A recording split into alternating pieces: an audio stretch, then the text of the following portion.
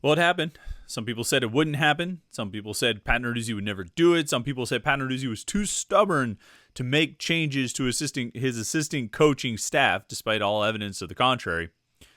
And it happened yesterday. Less than 24 hours after the end of Pitt's regular season finale, the loss at Duke on Saturday, Pat Narduzzi pulled the trigger and fired Frank Cignetti. We're talking about that change at the offensive coordinator position, what Pat Narduzzi needs to do next, why that decision was made, what it means for the program moving forward on the Monday edition of the Morning Pitt here on youtube.com/Panther-Lair.com.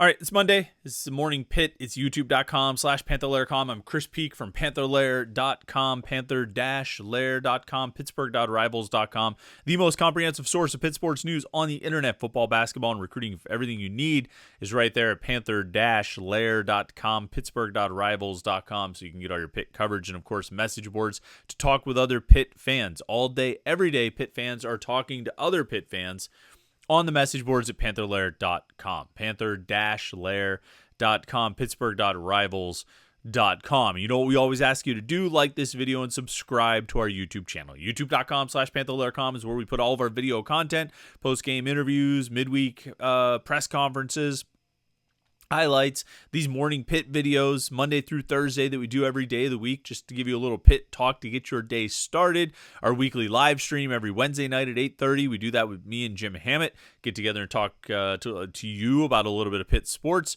And then we'll have some post-game shows coming up. We did a post-game show after every football game this season. We're not going to do one after every basketball game, but we can certainly get a few in there as the season goes on. Last week we had a pregame show, because Pitt's game in the Barclays Center in the NIT season tip-off was scheduled for 9:30. So we just did the 8:30 show, and it was a pregame show. It was a lot of fun. We had a blast. So you want to tune in for those things. You can make sure you don't miss them by subscribing to our YouTube channel and turning on your notifications. That way you get an alert sent to your phone every time we post a new video, every time we go live, and you won't miss it. Of course, the other thing you need to not miss is what HomeField is doing. HomeFieldApparel.com is the best place to get Pitt gear. Their stuff is outstanding. You may be disgusted with how Pitt's season went. You may feel like that season was very, very ugly. But the reality is there's nothing ugly at HomeField. HomeFieldApparel.com has some of the best college sports gear you are going to find. T-shirts, sweatshirts, jogger pants, bomber jackets, dad hats. I mean, they have everything you could want.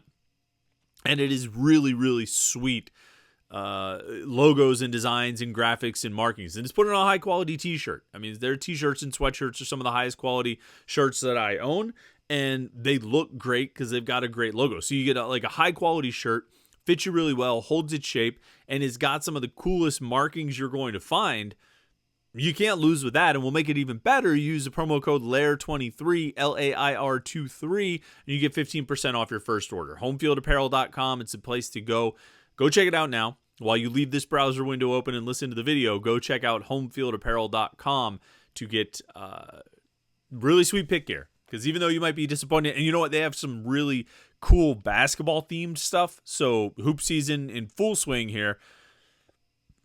Might as well dive in and get some sweet Pitt basketball stuff at HomeFieldApparel.com. All right.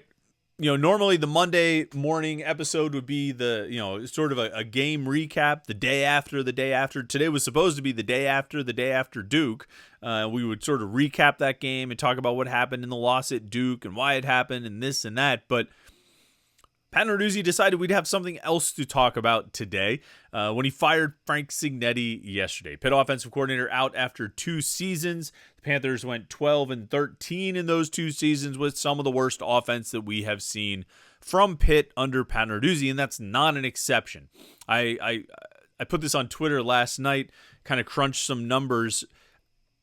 Offense just comes down to scoring points, right? Like, we can talk about yards, we can talk about third downs, we can talk about passing or rushing or explosive plays. We can talk about a lot of different things.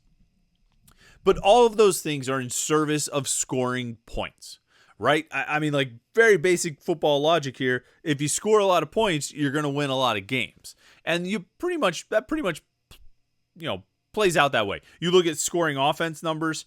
In college football, you go to the NCAA stat sheet and you sort by scoring offense. I mean, typically the teams that are at the top of the scoring offense are going to be the ones who have the best records and are having the most success. Now, the NCAA stats, I kind of don't like it, and the ACC does it this way, and a lot of places do. When they talk about points per game, that also includes field goals, which, it kind of should, but it'll include defensive touchdowns, special teams touchdowns, and while you don't have a ton of those, you do have some. Pitt's gotten a couple this year, and it skews your numbers. Like, I want to know how many touchdowns did an offense score.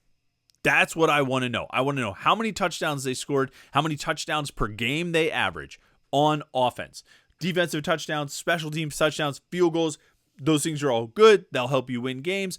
I want to know, if I'm going to judge an offense, I want to know how many touchdowns they scored. I'm a simple man. I just want to hear about how many touchdowns you scored.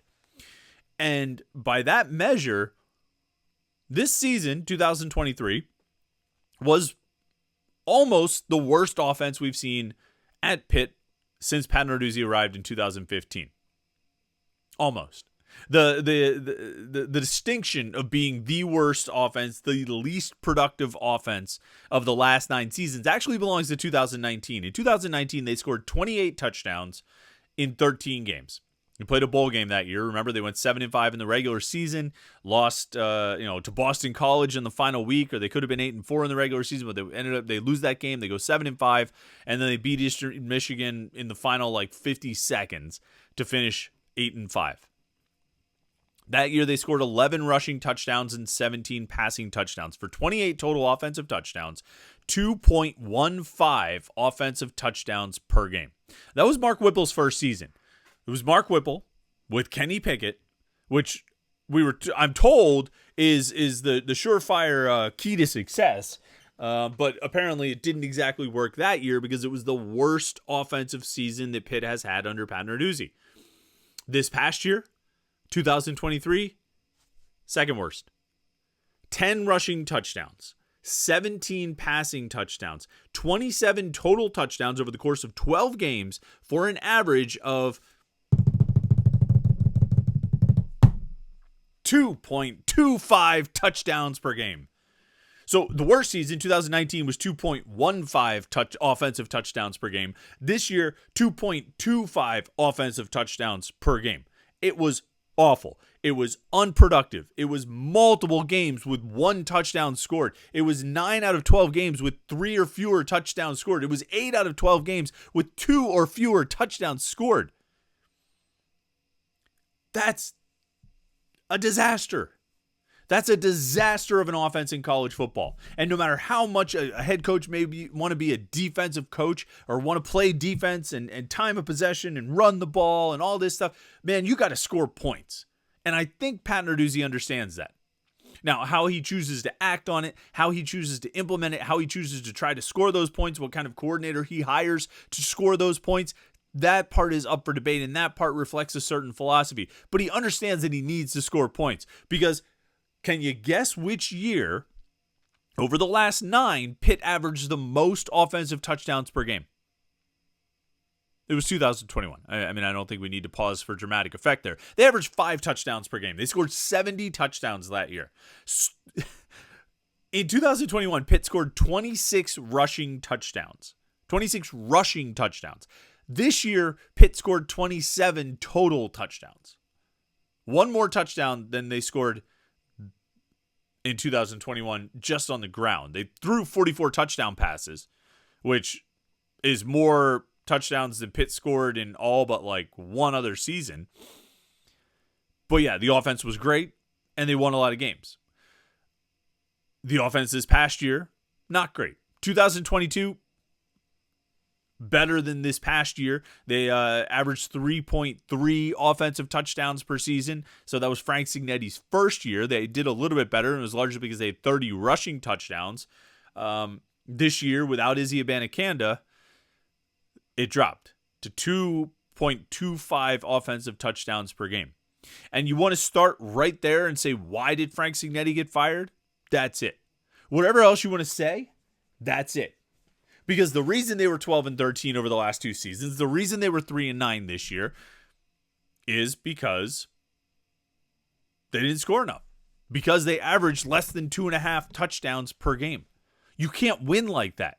You can't. And if if that's what's happening with your coordinator, then you need to move on.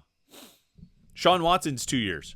2017, 2.75 offensive touchdowns per game. 2018, 3 offensive touchdowns per game. And he got fired after that 2018 season. But that was more about the passing game not really taking a step forward and Kenny Pickett not developing. But they just didn't score enough. And that's on the offensive coordinator. Now, that's the number one reason you make this change. Number 2 is the complete mismanagement and bungling of the quarterback situation over the last 4 months. I mean, complete and utter mismanagement and bungling. And I think I appreciate Pat Narduzzi's approach of wanting the coordinators to coach that side of the ball, to be the head coach of that side of the ball. And so he stays out of the stays out of the decisions, stays out of the personnel, and lets the coordinators decide who's going to play, lets the coaches do this, lets them do that. I appreciate that is Pat Narduzzi's approach. I assume Mark D'Antonio had that approach with him at Michigan State and Cincinnati when he was the defensive coordinator. I assume he took a hands-off approach and said, you make these calls, I trust you to do it. I assume that's where it came from. And I appreciate that. I think there's a certain nobility in it. There's a certain respect in it. And it's a way of doing business. It's a way of conducting yourself and operating a program, a corporation, basically. But I really have to believe that this season showed Pat Narduzzi how much of an active role he needs to take with the offense. And there's part of me that thinks he did learn that lesson. And I believe that because after 5 games, I believe it was Narduzzi who initiated the change from Phil Dracovic to Christian Veer. Left to his own devices, I believe Frank Cignetti would have continued to start Phil Dracovic at quarterback for Pitt. Maybe up to and including the season finale at Duke on Saturday. I really believe that. I do not think Cignetti was going to change quarterbacks. I believe it was Narduzzi who had to make that change happen. And that's a credit to Narduzzi for doing it. A discredit to him for waiting as long as he did. But I hope, and I think a lot of Pitt's future is going to, rely on this. I hope he learned a lesson about the role he needs to take, about how active he needs to be with the offense. This whole thing about spending 85% of his time with the defense and all that. I think partially over the course of the season, he said things like that to almost sort of absolve himself or to make it very clear who was in charge of the offense, who was running the offense, which makes me think that the decision to fire Frank Cignetti was coming for a long time, which, if we sidetrack and go back to something I talked about a few weeks ago, if you were thinking about it for a long time, you should have done it a long time ago. But I digress. Narduzzi has to have come out of this season knowing that he needs to do more with the offense than he has done in the past, that he's got to be more involved, that if his eyes are telling him this quarterback's not getting it done, then he needs to make the change. And if that was after the Cincinnati game or halftime of the West Virginia game, whatever it was. But they wasted 5 games playing Phil Dracovic. Wasted 5 games and went 1-4 as a result. And that's a real shame. Coaches often talk about you only get 12 of these games. You only get 12 opportunities. You don't want to, don't waste any of those opportunities. They wasted 5. They wasted 5 games with Phil Dracovic.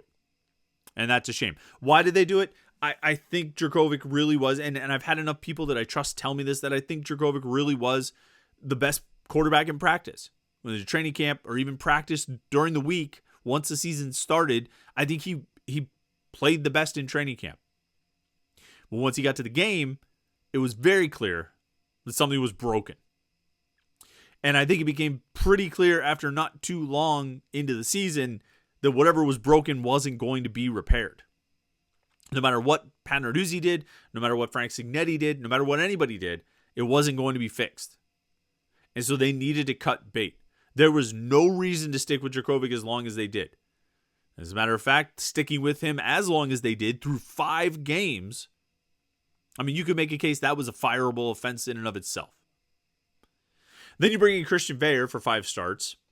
And Veer basically, unlike Dracovic, where Dracovic had, looked great in practice and then, or looked good enough in practice and then struggled in the games, Veer, I think his play in the games largely mirrored what he did in practice, which is to say he turned the ball over.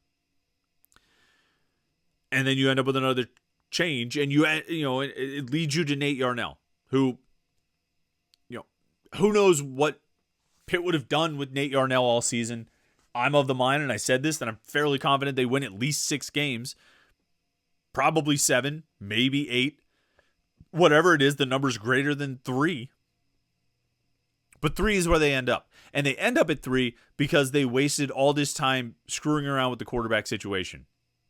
And screwing up the quarterback situation. And so now they move on.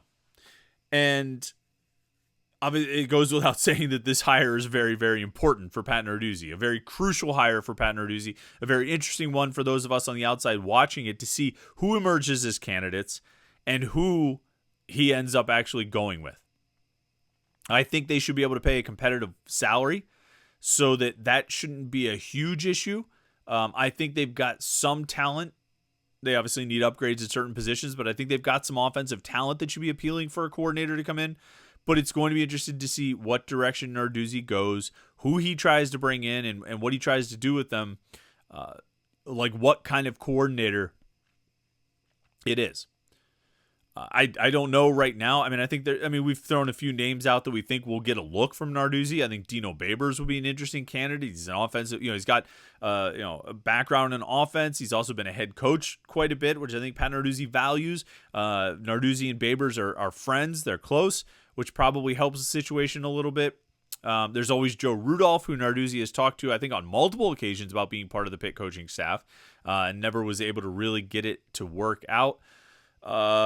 There's Mike Shanahan, former Pitt wide receiver, who's currently the offensive coordinator at James Madison. He's been in that role for 3 years. Shanahan was close with Frank Cignetti because Cignetti was his coach when Shanahan was at Pitt for a couple years. Cignetti, for his couple years, Shanahan was on the roster. And also, of course, Shanahan's head coach at James Madison right now is Curt Cignetti, Frank Cignetti's brother. So you wonder if there might be a little bit of personal conflict there, but I think a job is a job, and an opportunity to step up to a Power 5 job is one that Mike Shanahan might be interested in. Will Pat Narduzzi go with a younger coach like that? I mean, Shanahan's in his 30s. Are you going to go with someone young, which he has not done really with just about any offensive coach? I guess Chris Beatty was a little younger. Taekwon Underwood is younger. But for the most part, Narduzzi has gone with veteran coaches, particularly the coordinator position. Would he go with someone younger like Shanahan? It might be what he needs. It might be the best coach for the job, but would Narduzzi hire him? I think that remains to be seen. Chris Beatty's still out there in the NFL. He's got experience here, experience in college. I really wonder if you can lure an NFL guy back. I mean, Luke Getsy is with the Chicago Bears, so he's somebody to keep an eye on. And he was involved, I think, when they hired Mark Whipple. I think Getsy got an interview. He's obviously got connections to Pitt and connections to Western Pennsylvania. But right now, I don't know if any NFL assistant or coordinator is really chomping at the bit to get back into the college game. I mean, really, it's such a grind compared to the NFL. I mean, due to the recruiting calendar and the schedule and how much you have to be out on the road. And now NIL is an element and you're dealing with transfers. I have to think the NFL job seems pretty cushy by comparison to what you do 12 months a year in college. I really do. And so I don't know if a guy like Getsy or who else was I just drawing a blank on who else I was talking about, but I don't know if a guy like Getsy would make that move to come back to college after spending time in the NFL. Joe Moorhead's name has gotten brought up, but the last time I checked, Joe Moorhead still has a job. So I'm not so sure about that one. And then we'll have our regular run of guys. I mean, there's Brennan Marion, but I really don't see that happening. I think the way Marion left Pitt and when Marion left Pitt, I think, I don't want to say bridges were burned, but I don't think either side is really looking forward to reunion. And so I doubt that one would happen. But there's interesting candidates out there. And Narduzzi can find a good offensive coordinator. I really do believe that. I think there are good candidates for him to find. Question is, will he find the right guy? Will he hire the right guy? And will he bring that, and get that guy in? Now, I do think there's something to be said for doing it quick, sooner rather than later. I really do, because, as we've talked about a lot, the transfer portal for undergraduates opens next Monday. And we'll talk this week about whether or not Pitt needs to go get another quarterback out of the transfer portal, or if Nate Yarnell showed enough over the last 2 games to sort of earn that spot and make the coaches not have to go after a transfer. But if they're going to go for a quarterback transfer, you're going to want to have your coordinator in place. And so you need, I think, time is not necessarily on your side. You want to take your time and make sure you make the right hire, but there's nothing to be gained from, dawdling or taking your time. You need to find the right guy. Hopefully Narduzzi has been thinking about this for a while and has a list of guys that he wants to make calls to, and he's able to move quickly on it, because time is of the essence here. Not just with finishing up recruiting heading into signing day, but obviously the transfer portal, maybe even more so heading into signing day. You want to have a coordinator in place to help you with that, especially if you're going to go after a quarterback. But we'll see. This is day 1 of the coaching search. I guess day 2. The firing happened yesterday, so this is day 2 of it. We'll be keeping an eye on everything going on with the offensive coordinator position, and of course we'll have it all covered for you at Panther-Lair.com. Panther-Lair.com, Pittsburgh.rivals.com to get all of your Pitt sports coverage. Right here, YouTube.com/Panther-Lair.com is the YouTube page. Like this video and subscribe to our YouTube channel. Never miss any of our exclusive Pitt video content. And then head over to HomeField Apparel.com so you can get all the sweet HomeField gear. Promo code LAIR23 to get 15% off your first order. The offseason's here. It's going to be interesting for sure with recruiting and transfers and now coaching search. So we'll be staying very busy here on the Morning Pit. So thanks for tuning in today. I hope you had a great weekend. Hope you enjoyed it as much as you could. And thanks for watching this today. Have a great Monday, and we will catch up with you tomorrow on the Morning Pit right here on YouTube.com/Panther-Lair.com.